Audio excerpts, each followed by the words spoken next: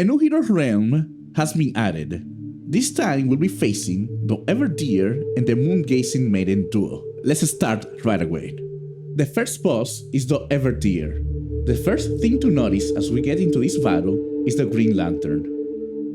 Moving the lantern around and managing its energy are the main mechanics of this fight.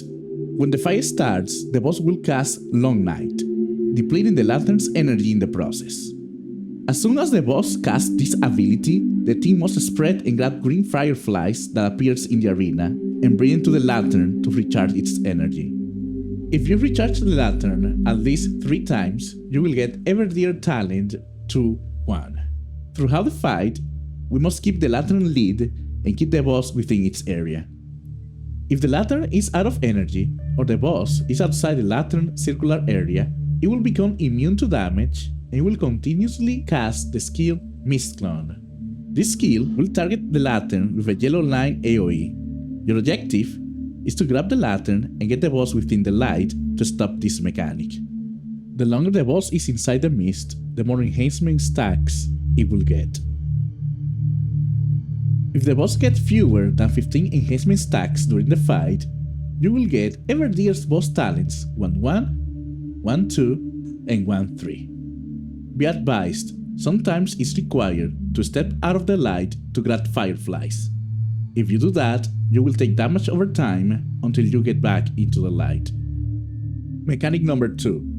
Light Stealer. The boss will summon wolf adds that will rapidly deplete the lantern energy if attacked. Kill them as soon as possible to prevent them from doing so. Pro tip: save the Foot of the Tides Misty skill for this mechanic. Mechanic number 3. Miasma Impact. The boss will cast a red cone AoE targeting the lantern. Pick up the lantern and move it out of the way to prevent the boss from depleting its energy. The boss will always cast this ability just after Light Stealer. Mechanic number 4. Surrounding Mist. The boss will target multiple players with yellow circle AoEs. If you are marked, step away from the lantern. You can also grab the lantern if you are not being targeted to get it to safety. Mechanic number 5. Artemisia Sword. The boss will launch a circular red AoE followed by multiple smaller yellow circles. Parry the first AoE, then move the lantern away from the yellow ones. Mechanic number 6. Mist Shroud. The boss will target some player with a yellow circle AoE. If hit by this skill, you will be slowed and unable to attack. To remove this debuff, simply touch the lantern.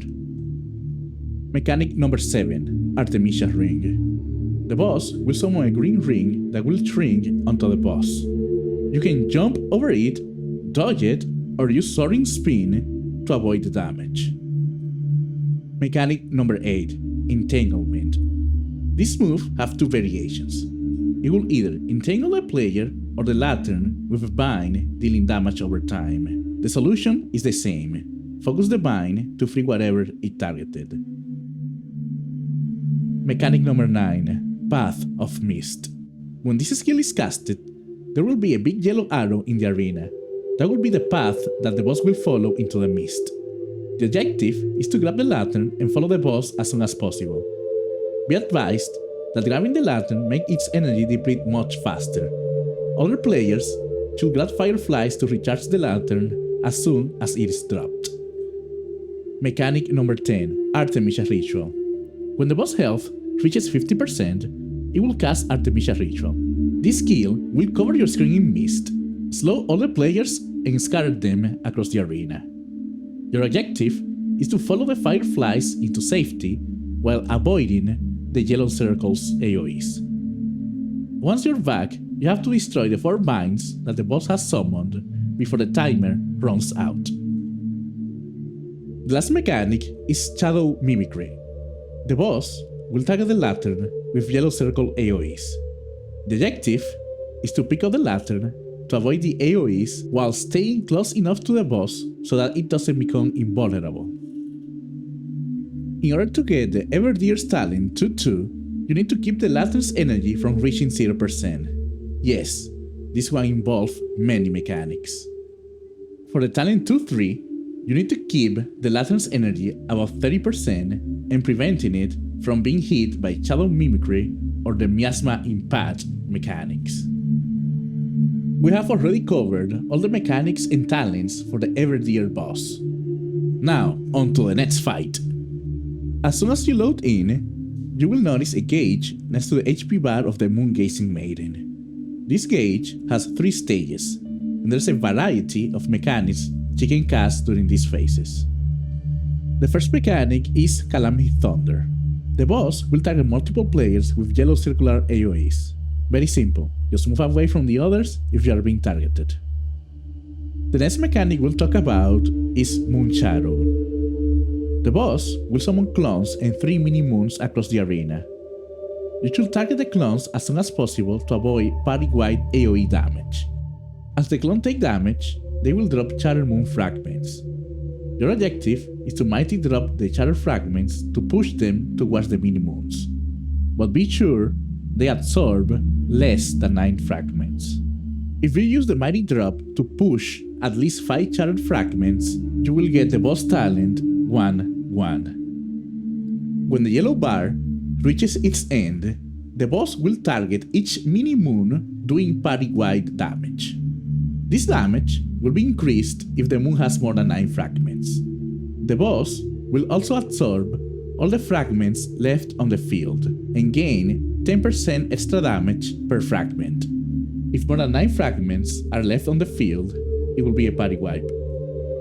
If you let the boss absorb at least 5 fragments during this mechanic, you will get boss talent 1-3. Now let's talk about Divine Retribution. It is recommended to dodge all the red and yellow attacks during this fight, because if you get hit by them, you'll get a lightning debuff for 20 seconds. If you are hit by a second lightning attack while having this debuff, Divine Retribution will trigger. This causes a giant AoE lightning attack at your location, and it can also trigger more Divine Retribution if teammates are near and have the debuff. This mechanic has potential to wipe out the party.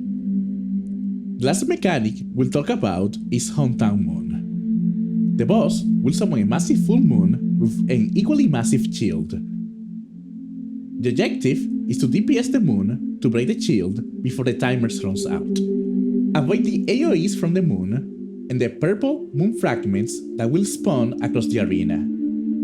If you touch them, they will explode and strengthen the moon's shield.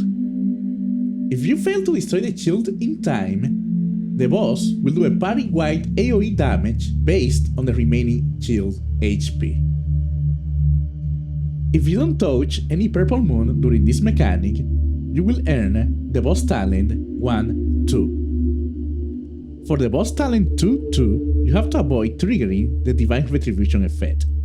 If all the members of the party do the same, you will also get the boss talent 2-3. We have already covered all the talents and mechanics of this boss. Don't forget to subscribe, hit the like button, and share your opinion, tips, or tricks I may have missed in the comments. And I'll be seeing you next time.